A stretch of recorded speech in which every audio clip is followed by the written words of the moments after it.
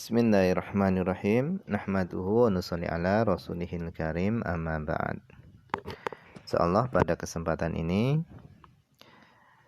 kita akan melanjutkan kembali pembacaan kitab Minhajut Thalibin, masih di dalam pembahasan istilah-istilah yang digunakan oleh Al-Imam An-Nawawi di dalam kitab Minhajut Thalibinnya ini. Kita telah sampai kepada perkataan beliau, wa haitsu aqul.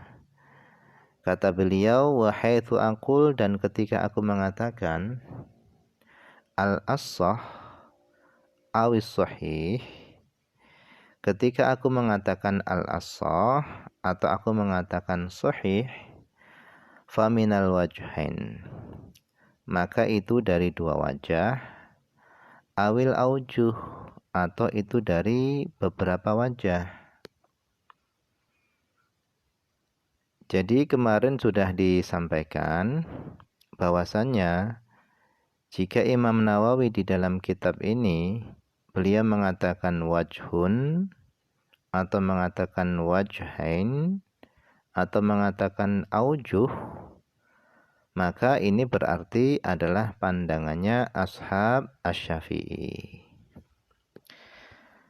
Nah, siapa yang dimaksud dengan ashab asy-Syafi'i? Yaitu para mujtahid mazhab. Nah, siapa yang dimaksud dengan mujtahid mazhab? Yaitu para mujtahid yang dia memiliki kemampuan untuk bisa menggali hukum sendiri, akan tetapi di dalam mereka menggali hukum, mereka masih menggunakan kaidah usulnya Imam Asy-Syafi'i rahimahullah ta'ala. Kenapa? Karena mereka tidak memiliki kaidah atau rumusan yang digunakan untuk menggali hukum. Nah, di antara ulama yang termasuk mujtahid mazhab itu diantaranya adalah Al-Imam Muzani dan Al-Imam Al-Buwaiti dan yang lain-lainnya. Nah, di dalam mereka menggali satu hukum, mereka itu tidak langsung kembali kepada Quran dan hadis. Akan tetapi mereka meneliti dulu di dalam kitab-kitabnya Imam Asy-Syafi'i, ada apa enggak pendapatnya Imam Syafi'i di dalam permasalahan tersebut. Mereka gali, mereka cari.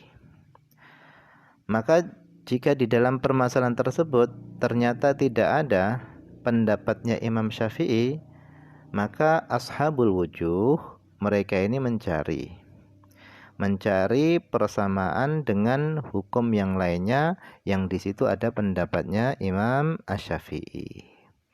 Jadi mereka ini mencoba menganalogikan, yaitu mengkiaskan. Akan tetapi kalau tidak ketemu atau tidak bisa dikiaskan, maka mereka menggali hukum sendiri, yaitu dari Quran dan hadis. Akan tetapi di dalam mereka menggali hukum melalui Quran dan hadis, mereka menggunakan kaidahnya atau rumusannya Imam Asy-Syafi'i rahimahullahu ta'ala.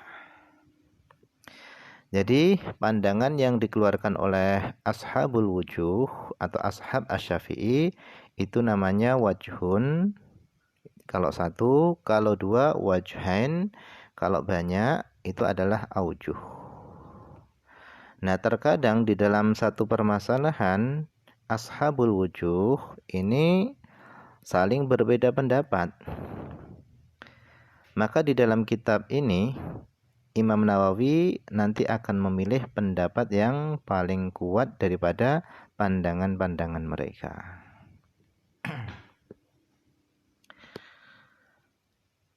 Fa'in qawiyal khilafu, maka jika perbedaannya kuat, qultu, maka aku katakan al-ashah. Wa illa, dan jika perbedaannya tadi, khilafnya tadi itu tidak kuat, lemah, fasahih, maka aku katakan sahih.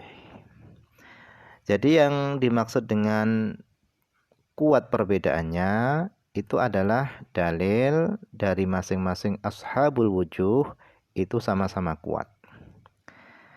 Nah, nanti jika dalam kitab ini Imam Nawawi mengatakan al-ashah, maka berarti itu adalah pendapat yang paling kuat, lebih kuat. Kemudian jika khilafnya tadi itu lemah, artinya sandaran hukum antara sahih dan muqabil sahih itu sama-sama lemah, maka sahih itu adalah pendapat yang lebih kuat daripada muqabilnya sahih. Karena muqabilnya sahih itu adalah fasid, artinya tidak boleh diamalkan. Kemudian wa haitsu aqul, dan ketika aku mengatakan al-madhab faminat tariqain, maka itu dari dua jalur, awit turuk, atau itu dari beberapa jalur. Yang dimaksud jalur di sini adalah jalur penghikayatan pendapat-pendapat yang ada di dalam mazhab melalui ashab asy-Syafi'i. Misalnya ada perselisihan pendapat di antara ashab asy-Syafi'i di dalam menghikayatkan pendapat-pendapat yang ada di dalam mazhab. Maka jika nanti Imam Nawawi mengatakan al-madhab, maka itu adalah pendapat yang kuat di dalam menghikayatkan pendapat-pendapat mazhab. Dan muqabil daripada mazhab ini adalah dhaif.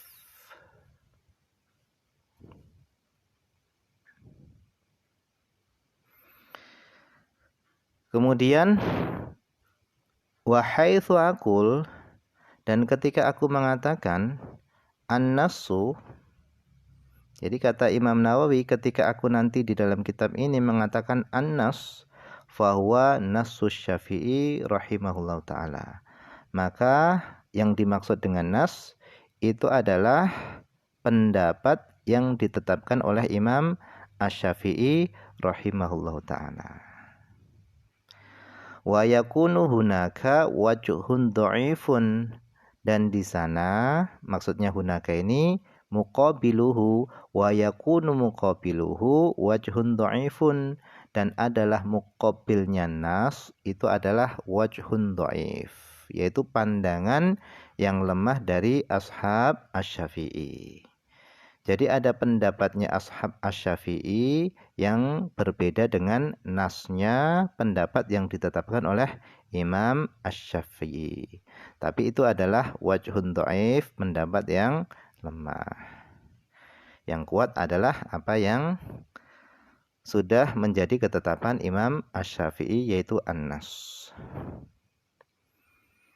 Au qaulun mukharrajun, atau muqabil daripada nas itu adalah qaulun mukharraj. Nah, apa yang dimaksud dengan qaulun mukharraj? Itu adalah pendapatnya Imam Syafi'i. Jadi qaulun mukharraj itu adalah pendapatnya Imam Syafi'i di dalam dua masalah, yang mana di dalam dua masalah tersebut itu ada sisi kemiripannya. Akan tetapi Imam Syafi'i menjawab dengan jawaban yang berbeda. Contohnya di dalam masalah ijtihad menggunakan di dalam menentukan arah kiblat. Contohnya ketika kita bingung menentukan mana arah kiblat, maka kita berijtihad dengan tanda-tanda atau dengan melihat hal-hal yang bisa kita gunakan ijtihad. Maka ketika kita sudah menentukan satu arah tertentu, misalnya kita menentukan arah barat, maka kita sholat sesuai dengan ijtihad kita, yaitu menuju ke arah barat.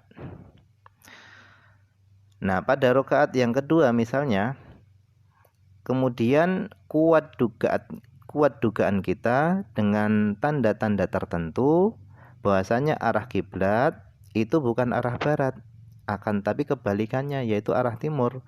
Maka wajib bagi kita mengarahkan wajah kita, badan kita, dada kita ke arah timur. Wajib bagi kita mengamalkan ijtihad yang kedua, yaitu sholat menghadap ke timur. Ini satu permasalahan. Kemudian permasalahan yang satunya lagi adalah ijtihad di dalam menentukan mana air yang suci dan mana air yang mutanajis di antara dua bejana.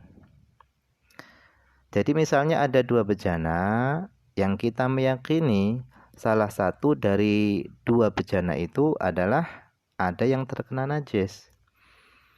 Maka ketika kita mau berwudu, maka kita berijtihad. Ketika kita sudah menentukan salah satu dari dua bejana tadi, yang ini adalah yang suci, kita sudah menentukan, maka kita berwudu dengan bejana tersebut. Kemudian setelah selesai sholat, kita akan melakukan sholat yang berikutnya. Maka untuk sholat yang berikutnya, di antara dua bejana tadi kita tidak boleh ijtihad lagi. Nah, di dalam dua permasalahan ini ada kemiripannya di dalam masalah ijtihad. Nah, akan tetapi di dalam masalah kiblat itu boleh berijtihad, akan tapi sedangkan di dalam masalah bejana itu tidak boleh berijtihad. Nah, inilah yang dinamai dengan qaulun mukharraj, yaitu pendapatnya Imam Syafi'i di dalam dua permasalahan yang memiliki kemiripan, akan tapi beda di dalam jawabannya. Nah, qaulun mukharraj ini adalah muqabil daripada an-nas. Artinya nas itu adalah pendapat yang lebih kuat. Sementara qaulun mukharraj itu adalah pendapat yang lemah.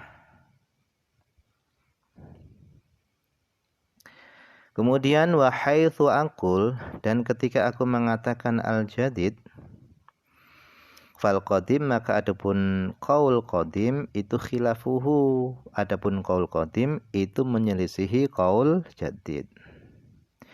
Awil qadim, atau ketika aku mengatakan qadim, au fi qaulin qadim, atau dalam redaksi yang lain aku mengatakan fi qaulil qadim, fi qaulin qadim fal jadid, maka adapun pendapat jadid itu khilafuhu menyelisihi qaul qadim.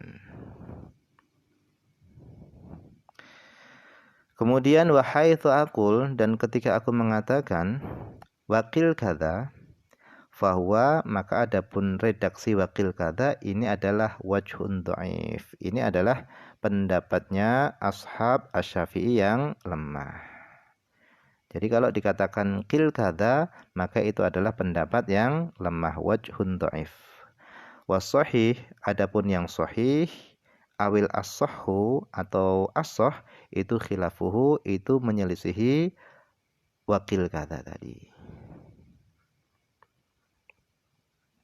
Kemudian wa haitsu aqul, dan ketika aku mengatakan wa fi qaulin kadza farrajih, maka adapun pendapat yang rajih, yang unggul itu adalah khilafuhu, menyelisihi wa fi qaulin kadza tadi. Nah, ini adalah beberapa istilah yang digunakan oleh Imam An-Nawawi rahimahullah ta'ala di dalam kitab Minhajut Thalibinnya ini. Semoga kita semuanya bisa memahaminya. Nah, ini saja mungkin yang bisa dibaca pada kesempatan ini, semoga ada manfaatnya.